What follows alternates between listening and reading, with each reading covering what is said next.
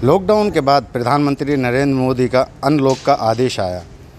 उसमें कुछ अधिकार सूबाई सरकारों को दिए गए, जिसके बाद 8 जून से धार्मिक स्थल, सैलून, रेस्टोरेंट और होटल खुलने के आदेश हुए, लेकिन व्यवस्था के साथ, सैनिटाइजेशन के साथ और जो लॉकडाउन के और जो कोरोना से लड़ने के नियम हैं उनके साथ ये परमिशन दी गई।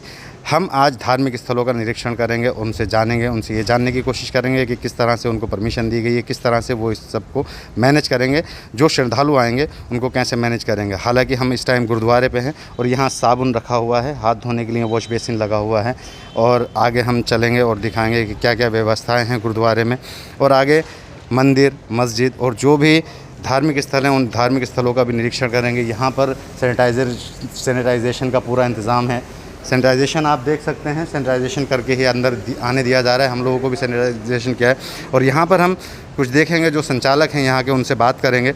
बात करने के बाद ही हमें पता चलेगा कि क्या है यहाँ पर। देखते हैं कोई है यहाँ, हमें दिख रहे हैं एक शायद। जी, क्या नाम है सर आपका? मैं प्रधान दर्शन सिंह खुराना, गुरुद्वारा संत बाजी बाबा सिविलना नामपुर। तो सर, प्रशासन ने अब धार्मिक स्थल खोल दिए हैं, तो धार्मिक स्थल खोलने के साथ क्या क्या शर्तें हैं, क्या आपको समझाया गया है, किस तरीके से श्रद्धालु यहाँ पर आएंगे, क्या बात है, उसके बारे में ज़रा आप अवगत करें। कल जिलाधिकारी महोदय ने एक मीटिंग ली जिसमें हम लोग भी गए थे और उसमें यही विचार विमर्श हुए हैं कि आप इन चीज़ों पे सख्ती करें ताकि किसी तरह की भी कोई बीमारी ना आए। ये महामारी आगे बढ़ने वाली है, घटने वाली नहीं है। इसलिए आपने बाहर देखा वॉश बेसिन, साबुन रखे हुए हैं। पहले आप हाथ धोइए और हाथ धो के अंदर आइए और उसके बाद सैनिटाइज़र हो रहा, सैनिटाइज़र रखा भी है, उस पर हाथ पे भी लगाइए और अंदर किसी भी दरवाजे को, किसी भी चीज़ को छूने की हिदायत नहीं है। आप माथा टेकें और गुरुद्वारे से होके जितनी भी जल्दी हो सके आप अपने अपने घरों को जाएं और घर पे जाके पाठ पूजा करें। सर, कितने आदमी गुरुद्वारे में एक साथ आ सकते हैं, उसके बारे में कुछ गाइडलाइन दी है? वैसे तो यह है कि गुरुद्वारों में तो कोई ऐसी बात है ही नहीं, खुली जगह है कि 6 फीट की दूरी बनाए रखें। 6 फीट की दूरी का हिदायत है, इसलिए हमारे पास काफ़ी बड़ी जगह है और हम फिर भी अपना प्रशासन के दिए हुए निर्देश का पालन कर रहे हैं। शासन के दिए हुए निर्देशों का पालन करने के साथ यहाँ पर देखा जा रहा है कि सैनिटाइजेशन का इंतज़ाम है और करीब 5 आदमी यहाँ पर एक बार में आने दिए जाते हैं। 5 आदमियों से ज़्यादा नहीं आने दिए जाते हैं। काफ़ी बड़ी जगह है, उसके साथ ही पूरा इन्होंने एक ये दिया है। हम और उनसे जानना चाहेंगे। सर, हम आपसे ये जानना चाहेंगे कि जनता के लिए क्या अपील है, जो लोग हैं जो धर्म गुरुओं की बात मानते हैं उनके लिए कुछ अपील करेंगे आप? मैं सभी संगत, सिख समाज की संगत से भी कहूँगा, हिंदू समाज से भी कहूँगा, मुस्लिम समाज से भी कहूँगा और ईसाई समाज से भी कहूँगा कि आप जान है तो जहान है। गुरु जी का उपदेश है कि आप इस महामारी को पाठ पूजा अपने घरों पे करके, आपको आज मुबारक दिन मिला है। 75 दिन के बाद गुरुद्वारे, मंदिर, मस्जिद खोले गए हैं। ये मुबारक दिन है सिख समाज के लिए नहीं बल्कि सारे ही समाजों के लिए। और देश में विदेश में सभी से ये अपील है कि आप हाथ धोए साबुन से, सैनिटाइज़र करें और उसके बाद आप दूरी बनाए रखें। हाथ जोड़ के और हाथ छोड़ के, 2 हाथ जोड़ के और 2 हाथ छोड़ के आप चलें, ताकि आपकी अपनी जान है तो जहान है। आप अपना परिवार का पालन करें और मास्क लगा के रखें और दूरी बना के रखें। यही उपदेश है और यही संदेश है। तो ये उपदेश यहाँ पर भी दे रहा है और आगे अब हम चलेंगे, मंदिर में भी जाएंगे, मस्जिद में भी जाएंगे और धार्मिक स्थलों पर पता करेंगे क्या वहाँ पर माहौल है। विभिन्न धार्मिक स्थलों पे हम जा रहे हैं और ये पता करने की कोशिश कर रहे हैं कि वहाँ पर क्या इंतज़ामात हैं, क्योंकि अभी हम गुरुद्वारे पर गए थे। गुरुद्वारे के बाद में अब हम मस्जिद में पहुँचे हैं, जो रामपुर की जामा मस्जिद है। और इस मस्जिद में जो यहाँ के जो देखभाल करने वाले हैं वो यहाँ पर हैं और धार्मिक गुरुओं का क्या आदेश है और शासन के क्या दिशा निर्देश हैं, इस बारे में हम बात करेंगे। जी, सबसे पहले मैं आपसे आपका नाम जानना चाहूँगा। जी, मेरा नाम मुकर्रम रज़ा खां इनायती है और मैं जामा मस्जिद कमेटी जो इसका इंतज़ाम करती है, मैं उसका सेक्रेटरी हूँ इंतज़ामिया कमेटी का। एक बहुत बहुत स्वागत है आपका। सर, जो अभी लगभग 70 दिन के बाद में मस्जिदें खोली गई हैं, धार्मिक स्थल खोले गए हैं, उस पर शासन के क्या दिशा निर्देश हैं? इस पर शासन के दिशा निर्देश कुछ इस तरह हैं कि जो हमें अखबारात से ही मिले हैं और कल हमारी डीएम साहब से मीटिंग हुई है कि एक वक्त में 5 ही आदमियों की गैदरिंग होगी तो हमने ये एक ऑब्जेक्शन रखा कि 5 तो पहले भी थे।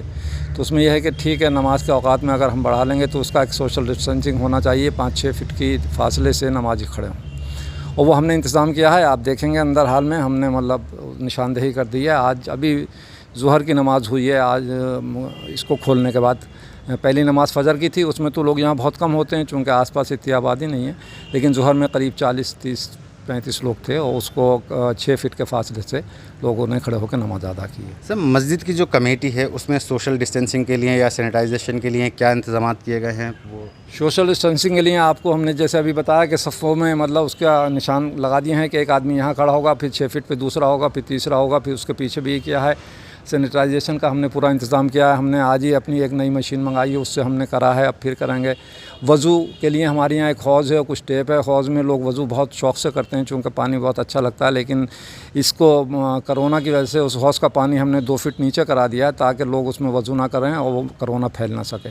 ऐसी हमने वहाँ पर साबुन लगवाए हैं जहाँ पर वज़ू होता है, और लोगों से ज़्यादा तो यही कहा जा रहा है कि अपने घरों से वज़ू करके आएँ, सुन्नतें घरों पे पढ़ें, यहाँ आएँ सिर्फ फ़र्ज़ नमाज़ों के लिए थोड़े से टाइम के लिए आएँ और फ़ौरन चले जाएँ। जब आप जनता से क्या अपील करना चाहेंगे, जनता से क्या कहना चाहेंगे, वो एक अपील अपनी आप बताएं। भाई, हमारी जो छूट मिली है उस छूट के लिहाज से जितनी एहतियातें सरकार ने बताई हैं हमें और जो गाइडलाइन दी है उसके हिसाब से हमें लगता है कि शायद उसको हम पूरा नहीं कर सकें। तो हमारी तो यही एक कहना है कि जो हिसाब अब से पहले चल रहा था, कम से कम नमाजी मसाजिद में जाएं। अगर वही 4-5 रहें तो बहुत ही अच्छा है, और अगर जाएं जिन मसाजिद में लोग ज़्यादा तो उसकी पूरी जो गाइडलाइन है, जो एहतियातें हैं उसके हिसाब से जाएं, फासलों से खड़े हों और मास्क लगा के नमाज़ पढ़ें, वज़ू घर से करके आएँ। सैनिटाइजेशन का पूरा इंतज़ाम होना चाहिए मसाजिद में। उस शक्ल में तो लोग बढ़ सकते हैं, वरना नहीं बढ़ना चाहिए। वही 5 लोग नमाज़ पढ़ें। जो हम धर्म स्थलों पर जा रहे हैं और निरीक्षण कर रहे हैं और जिनसे भी बात कर रहे हैं, सभी का यही कहना है, वो जनता से अपील कर रहे हैं। यहाँ पर भी जो निशानदेही की गई है वो हम आपको दिखाना चाहेंगे कि जामा मस्जिद है, बहुत बड़ी मस्जिद है, बहुत पुरानी मस्जिद है, नवाबों के दौर की ये मस्जिद है। और यहाँ पर ये आप देख सकते हैं कि निशानदेही कर दी है, लगभग 6-6 फीट पर निशानदेही कर दी गई है ताकि नमाजी सोशल डिस्टेंसिंग नमाज के दौरान बना रहे। सारे इंतज़ामात यहाँ पर भी है, सैनिटाइजेशन का इंतज़ामात हैं, सारे इंतज़ामात पुख्ता कर दिए हैं ताकि धार्मिक स्थलों से मैसेज दिया जाए लोगों को कि धार्मिक स्थलों पर सोशल डिस्टेंसिंग का पालन किया जा रहा है। जो भी निर्देश प्रशासन के हैं वो उनका पालन कर रहे हैं बराबर। आगे हम और भी धार्मिक स्थल पर जाएंगे। धर्म स्थलों के निरीक्षण के दौरान अब हम मंदिर में पहुँचे हैं और मंदिर में यहाँ के जो महामंत्री हैं उनसे हम बात करेंगे कि शासन के यहाँ पर क्या निर्देश हैं और कैसे यहाँ पर जो कानूनी प्रक्रिया है, जो नियम है, उनको कैसे लागू किया गया है। सबसे पहले सर मैं आपका नाम जानना चाहूँगा। मेरा नाम कस्तूर चंद जैन और मंत्री जैन समाज। सर, हम आपसे ये जानना चाहेंगे कि यहाँ पर मंदिर के लिए अभी जो धार्मिक स्थल शुरू किए गए हैं, काफ़ी लगभग 68-70 दिन के बाद में धार्मिक स्थल शुरू किए गए हैं, तो यहाँ पर शासन के क्या दिशा निर्देश दिए गए हैं आपको? शासन के निर्णय के अनुसार जो भी धार्मिक स्थल दिनांक 8 तारीख से खुलने का निश्चय किया गया, उसी परिप्रेक्ष्य में हमने शासन के जितने भी नियम हैं उनका पालन करते हुए थर्मल मशीन और इसके बाद हम मंदिर को सैनिटाइज कराते हुए हमने संपूर्ण व्यवस्था जो शासन की है उनका परिपालन किया है। और हमने गोले के निशान देख रहे हैं, आप देख रहे होंगे मंदिर गेट पर, वो भी सब कुछ किया है। और जो पूजा स्थल पर है वो 5 आदमियों की हमने 3 वेदियां हैं, एक आदमी रहते हैं उसमें, और सभी समाज के जितने भी सदस्य हैं वो बाहर से ही दर्शन उस आधार पर करते हैं, गोले के आधार पर, और अपने मंदिर में 5-7 आदमियों से ज़्यादा नहीं होते हैं।